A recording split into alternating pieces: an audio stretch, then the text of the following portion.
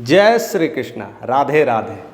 दुनिया का बेहतरीन शहर, कहते हैं ना वर्ल्ड क्लास सिटी और अरबों का पसंदीदा शहर यूएई दुबई, जो आज पूरी तरह से जलमग्न हो गया है। जहां पर कह रहे हैं गाड़ियों की रफ्तार 100 से ऊपर रहा करती थी, स्विंग स्विंग कर करके गाड़ियां चलती थी, जू जू कर करके गाड़ियां चलती थी। आज वो गाड़ियां तैरती हुई नजर आ रही है। इतनी सारी जो कहते हैं बुलेट ट्रेन की बातें कर रहे हैं, और ऐसे ऐसे ट्रेन जहां पर सुविधा कहने के मात्र है, कहते हैं ना कि लोग बटन दबाएं और सब चीज़ सुविधाएं मिल जाती है।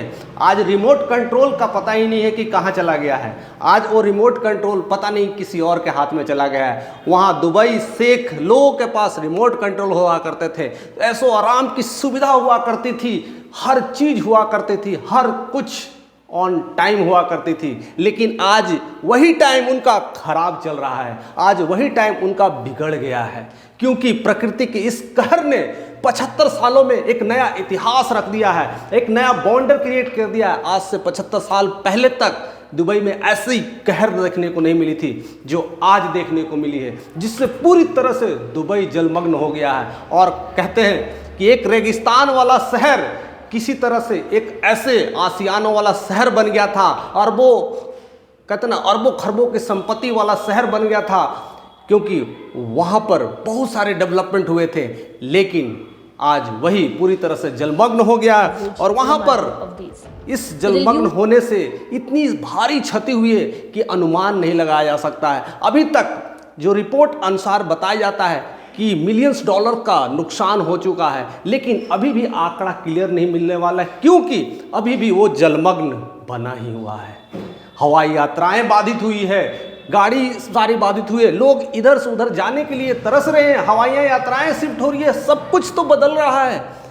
क्या है ऐसी जो कहते ना वर्ल्ड का टॉलेस्ट बिल्डिंग बुर्ज खलीफा देखने की होड़ लगा करती थी, आज बुर्ज खलीफा पता नहीं कहाँ चला गया है, किस दूर में। लोग डर रहे हैं कि जाएं कि नहीं जाएं, अब हमारे लिए वो शहर सही होगा कि नहीं। वहाँ पर बिल्डिंग में इधर रहने के लिए एक दिन के लिए हजारों खर्च करने पड़ते थे, लाखों खर्च करने पड़ते थे। वहाँ पर आईफिल टावर में अगर रूम बुक करना है, कुछ रहना है, करोड़ों खर्च करने पड़ते थे। आज सारे करोड़ों खर्च करने वाले लोगों को कहीं डर सा लग गया है, क्योंकि प्रकृति की कहर ऐसी है। और हाल ही में एक वीडियो मात्र 20 सेकेंड की आई हुई है, वो पूरी तरह से हड़कंप मचा कर रखी है पूरी दुनिया में। मात्र 23 सेकेंड्स का है। वो 23 सेकेंड में क्या हो गया, वो दिखाया कि जो आकाश का पूरा कलर था वो ब्राउन से धीरे धीरे ग्रीन हो गया है, और पूरी तरह से दुबई अब ग्रीन सिटी जो कहता था अब ग्रीन आकाश में बदल गया है। और पूरी दुनिया में इसकी कई लोगों ने, ज्योतिषी से लेकर के साइंटिस्ट लोग अलग अलग बातें कर रहे हैं। लग रहा है कि इससे भी बड़ा तूफान आने वाला है, इससे भी बड़ा बॉन्डर आने वाला है। अभी संकट तो टला ही नहीं है, यानी अभी कुछ बदलने वाला है, यानी पूरा विनाश का कगार देखने को मिलता है। और मैं आज यह दावे के साथ ये भी कह सकता हूँ कि लगता है कि कलयुग का आरंभ हो चुका है। और इसी में लोग कई तरह के अटकलें लगा रहे हैं, कई सारे आध्यात्मिक गुरु अलग अलग बातें कर रहे हैं, और कई सारे साइंटिफिक गुरु अलग अलग बातें कर रहे हैं। कई लोग तो डर रहे हैं, अब लगता है कि प्रलय आने वाला है, पूरी दुनिया जाने वाली है, क्लाइमेट्स बदल रहे हैं, ग्लेशियर्स पिघल रहे हैं। इसरो का जो हमारे कहते हैं एक से एक साइंटिस्ट है, ऑलरेडी रिसर्च में कहा है कि कुछ सालों के अंदर जिस तरह से ये जो ग्लेशियर्स पिघल रहे हैं, उसके बाद जो जल स्तर का लेवल ऐसा बढ़ते जाएगा, बढ़ते पूरी दुनिया विलीन हो जाएगी। और ऐसे ही द्वापर युग में भी पूरी दुनिया विलीन हुई थी। यह चीज़ हमें कहीं ना कहीं भगवत गीता से, वैसे कहानियों से सीखने को मिलता है, अपने पुराने करते धर्म ग्रंथों से सीखने को मिलता है कि कैसे कैसे युग परिवर्तन हुए हैं, और युग परिवर्तन होने से कैसे कैसे पूरी दुनिया विलीन हो जाती है, सब कुछ स्वाहा। आज हर जगह यूट्यूब के माध्यम से, सोशल मीडिया के माध्यम से यह सुनने को मिल रहा है कि अब कब तक दुनिया रहेगी। कोई कहता है कि 2030 तक पूरी दुनिया समाप्त होगी, कोई कहता है कि 2050 तक दुनिया समाप्त हो जाएगी। ऐसी बहुत सारी अटकलें लगा रही जा रही है। जी हाँ दोस्तों, हम सब जानते हैं अगर आप नेचर के साथ खिलवाड़ करेंगे तो नेचर आपको बख्शेगा नहीं। ये सब सारी चीज़ें कहते ना कि वो कहानियाँ नहीं है, यही हकीकत है। आप जैसे जैसे नेचर्स के साथ रहने लगेंगे तो आप समझ पाएंगे कि ऐसा क्यों हो रहा है। प्रकृति के साथ खिलवाड़ प्रकृति आपको बख्शेगी नहीं। और वही चीज़ देखने को मिला है दुबई में। और दुबई में इतनी भारी बारिश होने से केवल दुबई ही परेशान नहीं हुआ है, आसपास के इलाके जैसे ओमान शहर, बहरीन शहर, इवन पाकिस्तान में भी धीरे धीरे बारिश की चीज़ें आने लगी है। और धीरे धीरे मुझे लगता है कि ये सारी सिटी को भी परेशान कर रखेगा। हाल ही में ओमान में इतनी बड़ी कहते हैं बारिश हुई है, इतनी ज़्यादा क्षति हुई है कि 19 लोग मारे जा चुके हैं। और कई लोग तो बहरीन में कई जगह पर काजाकिस्तान पाकिस्तान के लोग वहाँ घर छोड़ करके पलायन हो रहे हैं। इतनी सारी दिक्कतें हो रही है, क्या कारण है? क्यों ऐसा जलमग्न हो रहा है? लगता है कि सब कुछ खत्म होने वाला है। क्यों लोग ऐसे जो सपनों का शहर हुआ करता था, आज वह शहर कगार कहते ना एक तरह से दुर्गति की कगार पर है। आज लगता है कि सब कुछ विध्वंस हो चुका है, आज को लगता है सब कुछ बदलने वाला, तबाह होने वाला है। क्या कारण है? कुछ तो ज़रूर होगा। हम वो सारे तथ्य को नहीं बता पाते और नहीं दिखा पाते हैं, क्योंकि कहीं ना कहीं अगर दिखाएंगे तो बहुत सारे पॉलिटिकल झगड़े हो जाते हैं, बहुत सारे राजनीतिक लड़ाइयाँ छिड़ जाती है, क्योंकि कई लोग साइंटिफिक प्रयोग करने के लिए, अपने आप को एक नया दिखाने के लिए, अपने आप को पूरी दुनिया को रिमोट कंट्रोल पर चलाने के लिए ये सब सारे टेस्टिंग करते हैं। 2002 की बात है, जो कहते हैं ना यूए में ऑपरेशन शुरू हुआ था, जिसको कहते हैं cloud seeding operations. Cloud seeding operations क्या कहते हैं? कृत्रिम बारिश कराना। देखिए कितनी बड़ी बात है। हम लोग ज़्यादातर कहानियों में सुना करते थे, या टीवी माध्यमों से, या कोई सीरियल माध्यम से सुना करते थे कि इंद्र भगवान जब चाहे चुटकी बजाते ही बारिश करा देते थे। और वही बारिश क्लाउड सीडिंग के तहत 2002 में ऑपरेशन शुरू किया गया है यूएई में। और वह ऑपरेशन इसलिए है क्योंकि दुबई में बारिश होती नहीं है, कई सालों तक बारिश हुआ नहीं करती है, और बारिश की इतनी मात्रा कम होती है, और एक रेगिस्तान वाला शहर ऐसे ही बाउंड्रों से घिरा रहता है। तो लगता है वहाँ के लोगों ने सोचा कि इस तरह से हम कृत्रिम बारिश करा करके वहाँ का मौसम खुशनुमा बना देंगे, शहर को और भी बेहतरीन बना देंगे। और वह ऑपरेशन 2002 में शुरू कर दिया गया। और उस ऑपरेशन के तहत देखिए क्या किया जाता है। सिल्वर आयोडाइड और पोटेशियम आयोडाइड जैसे रसायन है वो बादलों में डाला जाता है। वो जहाज के जो लेयर्स होते हैं धीरे धीरे नीचे से उसे बादलों में से उसे प्रवेश किया जाता है, और जिससे पूरी बादल एक जगह फट कर करके और बारिश होना शुरू कर देती है। लेकिन उनकी मात्रा कब कितनी कैसे देनी है वो सब साइंटिफिक तरीके से तैयार किए जाते हैं। लेकिन कहीं ना कहीं सिल्वर आयोडाइड हमारे लिए खतरनाक है। वह एक कीटनाशक की तरह यूज करते हैं। उससे हमारा ओजोन लेयर में परिवर्तन आने की क्षमता होती है। बहुत सारे क्लाइमेट में नुकसान होती है, जिसको हम लोग कहते हैं ना ओलावृष्टि, और भी कैसे कैसे बारिश होती है जिसको कहते हैं वो रेन वाटर्स जो होती है, जो हमारे खेत में और भी जैसे जैसे जगह पर पड़ती है वो सब सारे नुकसान पहुँचती है। ऐसे बहुत सारे सिल्वर आयोडाइड के नुकसान हैं, देख सकते हैं, आप जान सकते हैं। आप इसको समझने की कोशिश करें कि हम कृत्रिम तरीके से बारिश करा रहे हैं। ठीक है, अच्छी बात है, बारिश कराना चाहिए, नहीं हो रहा है, चीज़ें कभी कभी करना चाहिए। लेकिन यह टेस्ट क्यों किया जा रहा है? क्योंकि हम दुनिया का बेस्ट सिटी बनाने में कोशिश में लगे हैं, और भी आर्टिफिशियल सिटी। जिस तरह से आज तो एआई ने किस तरह से लोगों को जकड़ लिया है, सारी पढ़ाई, शिक्षा, संस्कृति का सब कुछ एआई हो जा रहा है। हर कुछ इंसान का जो चेहरा है एआई से पूरी तरह से चेंज हो जा रहा है। पहचान में नहीं आता कि मैं आपसे बात कर रहा हूँ कि किसी और से बात कर रहा हूँ। सब कुछ एआई, बात भी कर रहे हैं वो भी एआई जनरेटेड हो रहा है, शक्ल भी एआई जनरेटेड हो रहा है। इंसान रह ही नहीं गया, आजकल सब रोबोटिक सिस्टम हो गया है। कहीं ना कहीं हम फिर धरती पर हैं ही किस लिए? इतने सारे लोगों को ज़रूरत ही किस लिए है?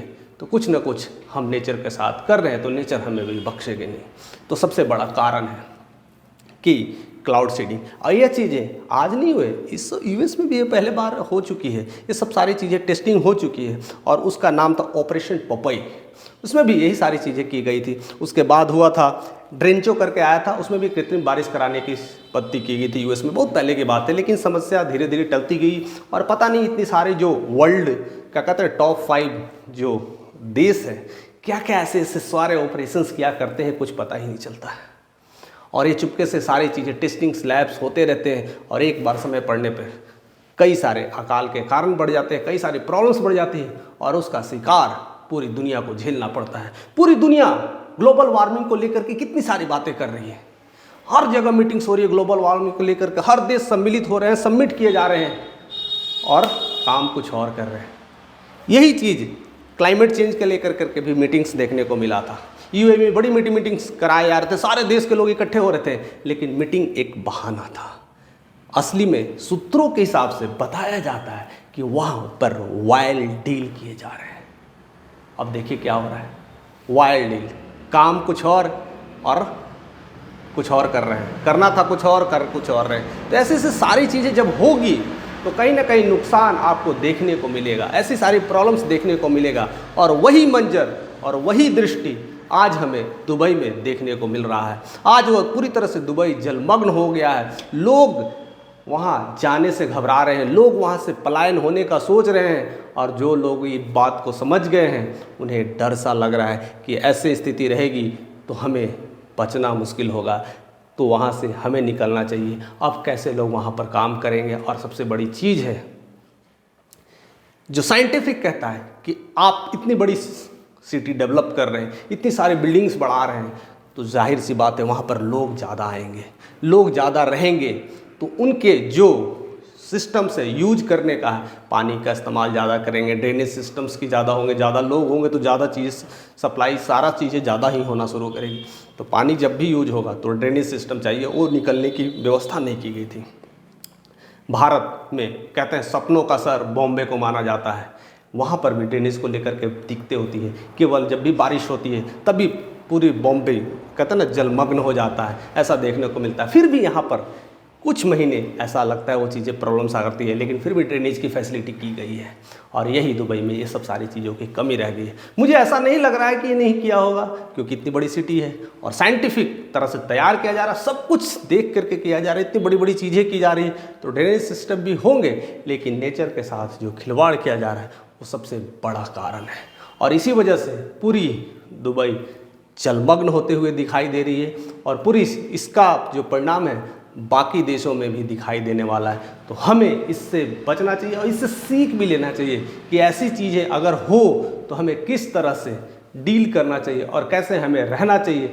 हर कुछ आप जिस तरह से भागते हैं वहीं पर आपको सब कुछ अंत भी है। जहाँ जिस कहते हैं जिस रेस में हम दौड़ रहे हैं उसी रेस में आपकी हानि है। और ज़्यादातर जो कहा गया है भगवत गीता में अक्सर कहा गया, अति सर्वत्र वर्जते, अति हमेशा नुकसान पहुंचती है। और हर जगह ये बातें की जाती है, कोई भी चीज़ें अगर अति हो जाए तो उसका नुकसान देखने को मिलता है, जो कि दुबई में यह देखने को मिल रहा है। और इतनी सारी तमाम अटकलें के बावजूद कई सारे रिसर्च हो रहे हैं, यहीं तक बातें रुकी नहीं है दोस्तों। कई सारे वर्ल्ड के बेस्ट यूनिवर्सिटी रिसर्च कर रहे हैं कि आखिर ऐसा क्यों हो रहा है, ये कलर्स हरा क्यों दिख रहा है। तो कई सारे प्रकोप्स की माध्यम बताएं, कई सारे कहते हैं कि और भी बड़ा बड़ा प्रकोप आने वाला, अब और बड़ा बॉन्डर आने वाला है। और यही सारे यूएस में भी ऐसा कुछ देखने को मिला था, तो इसके बॉन्डर्स का कारण बनाया जा रहा है। और दक्षिण पूर्वी यूएस में ये सब सारे चीज़ों को ऐसे ऐसे न्यूज़ आ रहे हैं, ऐसे ऐसे लोग आर्टिकल्स लिख रहे हैं, ऐसे ऐसे लोग बता रहे हैं, ट्वीट कर रहे हैं, ये सब सारी चीज़ें हो रही हैं, कहीं ना कहीं एक बड़ा खतरा का संकेत दिए जा रहे हैं। आज तक यूएस में सब सारी चीज़ें हो चुकी है, अब वह दुबई की बारी है। यूएस तो संभाल गया, क्या दुबई संभाल पाएगा अपने आप को? जहाँ कहते हैं ना मात्र 12 घंटों में 6.26 mm की बारिश हो गई है, जो कई सालों से ऐसी बारिश नहीं हुई। अक्सर ज़्यादातर बारिश वहाँ हुआ करती थी नवंबर दिसंबर महीनों में, और मात्र 3.12 mm की बारिश हुआ करती थी, वो भी 24 आवर्स में हुआ करती थी, और नहीं तो साल में इतनी बारिश हुआ करती थी। लेकिन जो 12 घंटों में इतनी बारिश हुई है, तो बारिश को रखने की जगह नहीं उसके पास, इसलिए पूरी तरह से धरती जलमग्न होती हुई दिखाई पड़ रही है। और अभी भी इसका कुछ अता पता नहीं चल रहा। लगता है कि इससे भी बड़ा बवंडर्स आने वाले हैं, इससे भी बड़ा कुछ अनहोनी होने वाली है। इन तमाम अटकलों के साथ लोग की नज़र, पूरी दुनिया की नज़र उस दुबई पे पड़ी है, क्योंकि सपनों का शहर जो बन गया है, पूरी दुनिया की वहाँ पर टिकट जो कट गई है, हर कोई वहाँ पर घर मकान लेने की जो सोच रहा है, और बहुत सारे अरबपति वहाँ रह रहे हैं, और हर लोगों का सपनों का शहर और सपनों का घर और महल है, इसलिए पूरी दुनिया की नज़र वहाँ पर है। इसलिए हमें भी इसकी ध्यान रखना चाहिए, हमें भी ऐसे चीज़ों को ध्यान में रखना चाहिए कि जहाँ पर अति दिख रही है तो वहाँ पर भारी नुकसान भी होने वाला है। इन तमाम चीज़ों को हम छोड़ते हैं और रियलिटी की बात करते हैं। जहाँ पर आप नेचर के साथ छेड़छाड़ करते हैं वो प्रॉब्लम्स होंगी ही होगी, और ऐसी चीज़ों को हम ध्यान में रखेंगे। लेकिन मैं जानना चाहूँगा आपसे भी कि ऐसा क्यों हो रहा है। आप किस तरह से सोचते हैं? क्या होने का एक साइंटिफिक कारण क्या हो सकता है जो मैंने इस बात को डिस्कस किया है, या फिर कहते हैं स्पिरिचुअल्स कारण क्या हो सकता है, या लगता है कि प्रकृति हमारे साथ नहीं है, या प्रकृति हमें दंड देना चाहती है, या प्रकृति हमें सिखाने की कोशिश कर रही है? ऐसे बहुत सारे विचार आ रहे होंगे आपके भी मन में। ऐसे तमाम जो वर्ल्ड में, दुनिया में हर कोने में लोग कुछ ना कुछ इस पर टिप्पणी कर रहे हैं, अलग अलग बातें कर रहे हैं। कोई साइंटिफिक तरीके से कर रहा है, कोई आध्यात्मिक तरीके से कर रहा है, कोई अपनी बातें को रख पा रहा है, कोई बताने की कोशिश कर रहा है कि इसका सही कारण क्या और है और क्या गलत है। क्या लगता है कि ये शहर पूरी तरह से बर्बाद हो जाएगी, या आने वाले बवंडर इसको और भी बड़ा नुकसान पहुंचाएंगे? कि सबसे बड़ा जो कारण है क्लाउड सीडिंग का कारण है, जिसके वजह से सिल्वर आयोडाइड और पोटेशियम आयोडाइड फैलाए जा रहे हैं। इससे बड़ा नुकसान होने वाला है। और ग्लोबल वार्मिंग के तहत केवल दुबई नहीं, पूरा वर्ल्ड जलमग्न होने वाला है। जैसा कि सारे साइंटिस्ट, इसरो जैसे और भी बहुत जो दुनिया के बेस्ट साइंटिस्ट हैं, वो सारे बता रहे हैं कि ग्लेशियर्स धीरे धीरे पिघलने वाले हैं और पूरी दुनिया धीरे धीरे जलमग्न होने वाले हैं। इसके कई सारे एग्जाम्पल्स देखने को मिलते हैं। खास करके आप हिमालयंस रीजन्स में बहुत सारे जो झील है, झील का जो स्तर से लेवल है वो बहुत बढ़ रहा है, और धीरे धीरे हर साल वो लेयर्स बढ़ते जा रहे हैं। जो झील्स छोटे हुआ करते थे, अभी झील्स चौड़ी हो रही है, और इसका कोई अंदाज़ा नहीं लग पा रहे हैं। लोग अपनी दुनिया में मस्त हैं, अपने अपनी कामों में मस्त है, बिजी हैं, किसको क्या फ़र्क पड़ रहा है? जब प्रॉब्लम्स आएगी तभी फ़र्क पड़ेगा और तभी लोग सुधरेंगे। इसलिए हमारी आपसे अपील है कि ऐसे ग्लोबल वार्मिंग्स होने से बचाएं। हमें अपने जगह जहाँ भी हैं पेड़ लगाएं, आसपास के इलाकों में एक पेड़ जरूर लगाएं, जिससे ऐसी बचाव हम कर सकते हैं। और ऐसे आर्टिफिशियल चीज़ों को यूज से भी बचें। प्लास्टिक्स का जो इस्तेमाल है उसका कम करें, जितना हो सके हम हर संभव प्रयास करें जिससे ऐसे ग्लोबल वार्मिंग को रोका जा सके और अपनी देश ही नहीं पूरे वर्ल्ड को बचाया जा सके। तो आपका योगदान, आपका थोड़ा कंट्रीब्यूशंस पूरी दुनिया को बदल के रख सकती है। इसलिए ज़्यादा से ज़्यादा वीडियो को शेयर करें कि यही कंट्रीब्यूशंस हर लोगों के पास पहुँचना चाहिए, और लोग अपने अपने तौर पर अपने अपने तरीके से थोड़ा थोड़ा कंट्रीब्यूशन करते रहें और पूरे देश को जलमग्न होने से बचाएं। जय श्री कृष्ण।